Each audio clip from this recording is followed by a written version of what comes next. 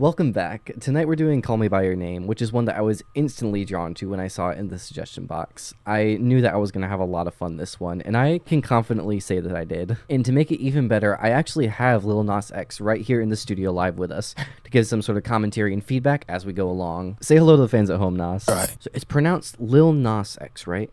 Right. Mm-hmm. And why don't you tell us about how you got down here to us in Florida today? Right. Mm-hmm. And real quick, while we're still getting settled, did you want to sit on the left side or? Right. Yeah, make yourself comfortable, of course.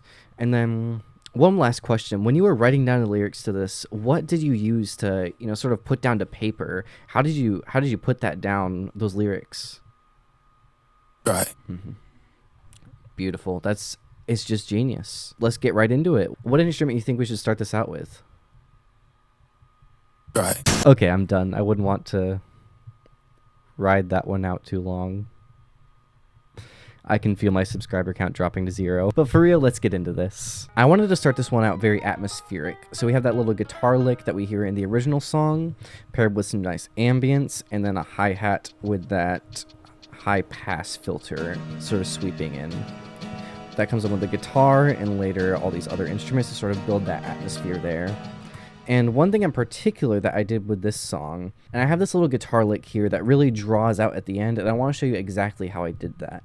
There's a reverb on it to begin with, and then I ramp up both the wet mix and especially the decay time as that last note ends, so it really draws out into this sort of drone. I'll play that back by itself so you can sort of hear exactly how that goes.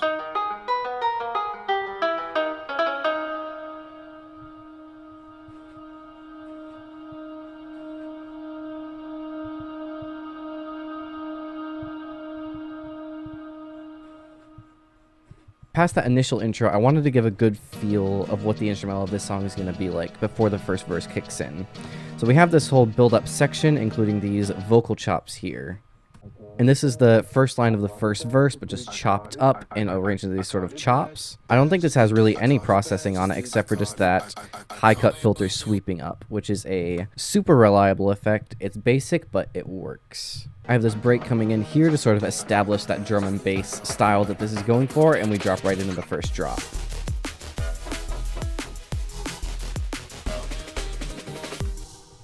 Now, the bass design for this is very simple. It really just relies on 3 basses. It's this roller bass here, this yoink here, which is very misleadingly labeled Purple Lamborghini. It was an attempt to recreate that yoink, but as we all know, the original is untouchable. Still a very nice yoink, if I may say so myself.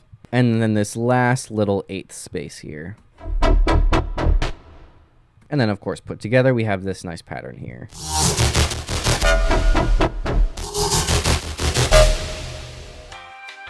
We just have these 2 saw basses, and then this one down here, which is a little bit of a funky wavetable, but at its heart, you really just need something simple that still got those jagged edges like a saw or a square wave does. Now, our oscillators aren't doing anything too crazy. We've got, this one's just a basic saw wave. This one's another saw wave on the same octave with some unison there. I'm pretty sure this is the default settings for unison. And then lastly, of course, this one down here.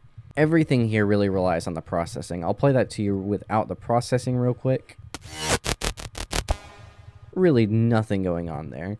Of course, some chorus to add character, compressor to sort of bring out those higher frequencies, distortion because do I even need to explain it? A filter to roll off a little bit of those low ends, a phaser for some character, and then reverb to give some space in there. So now that we have that effects chain here,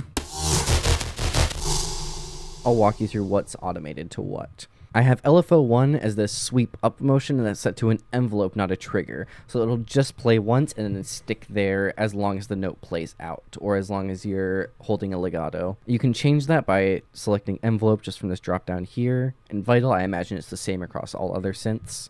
And that's just playing a sweep up motion on a low cut filter to roll off those lows so it doesn't really clash with any of the other basses. The second LFO is what's giving us most of that pumping motion, and we have a sort of easy up on this and then a really sharp down, so it gives us that sort of on-off situation with it still being smooth. And of course that's automating all 3 oscillators as well as the compressor mix. The third LFO serves a very similar purpose to that first one, where it gives a sweeping motion that plays in the beginning, and then that's an envelope, so it's going to hold out as long as the bass continues. And that's automating the phaser and the time skew of this wavetable here to really give that bass some flavor.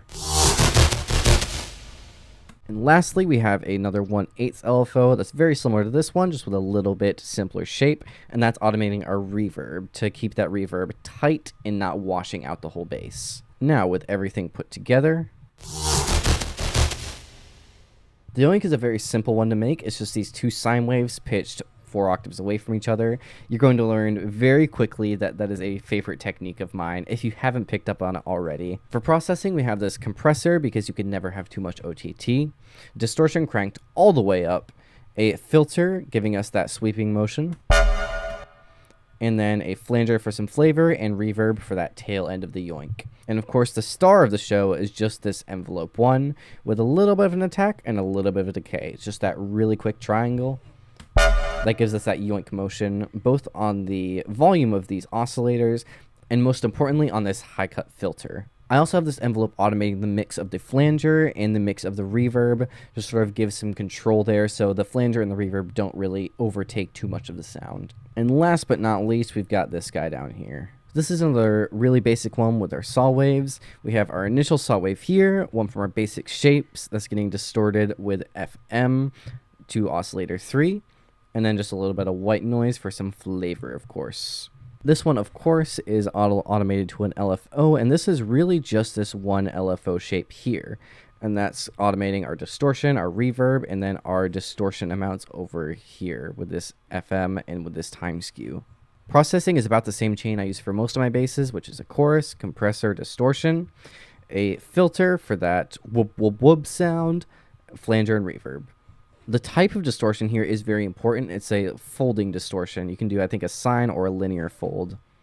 And I'm using linear here because that's a little bit more scratchy or harder sound. Now, the linear fold especially is much scratchier than the sine fold, but both of those folding techniques are going to be a lot scratchier, almost white noisy than the clipping distortion. And it can get annoying when you get more complex wavetables or more complex sounds, but when you use it on these basic shapes like sines and triangles, squares and saws, it gives a very interesting sound. And while it's not too intense here, it does give a very nice flavor to it that I think a normal distortion wouldn't. And for any processing past that, I just have OTT on this one up here, and a compressor, sidechaining all that to the kick. And then just a basic EQ, of course, dipping our 200 and boosting the highs a tiny bit. Past that, the drop design is really just a super saw, a sub bass, I believe, and then this guitar paired with a nice pluck to give us some atmosphere.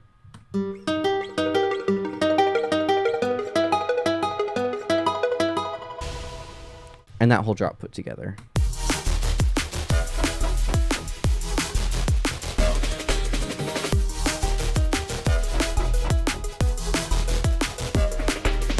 It then finally goes into the first verse and pretty much follows the original structure of the song from there, while additionally taking that build up and drop structure from the drum and bass part of it. The second drop here is just about the same as the first one. I didn't really change much, except for adding in this break for the vocals right here. And then we have the chorus play over that. The next really interesting part we get to here is this sort of fake out drop, where we have the lows cut a little bit to make it not hit quite hard. And then we go into that 4 on the floor, slower drop there. And of course back into drum and bass, because we can't stay away from it too long. I do have some basses I kind of want to show off here, including the super funky skewer bass I made a long time ago. And I won't be giving a tutorial on that one, at least in this video, but if you really want to, maybe we can work something out sometime. And then a second one here. That's made with just a super fast LFO and a frequency shifter. We go into another sort of down section here, where I have that high and low cut to give that radio old school sort of feel. And we still have those drum loops going to keep the energy up. That filter sort of sweeps up through this section, and then that lands us into our fourth drop, which is just that same drum and bass drop that I wrote for the first one. There's not terribly much to say about the outro. It's really just an excuse for an outro. We've already heard all the good stuff, and there's no reason to put that much backbone into the ending of the song. Now, as always, I hope that was informative. I hope it was educational. You can support me down below. I have a Ko-Fi down in the description, and even if you just follow me on social media, it would be a huge help to me. Keep up the feedback and the suggestions. I always want to hear what you guys have to say, either in the comments or in those Google Form suggestions. So thank you again, and I hope you have a wonderful night.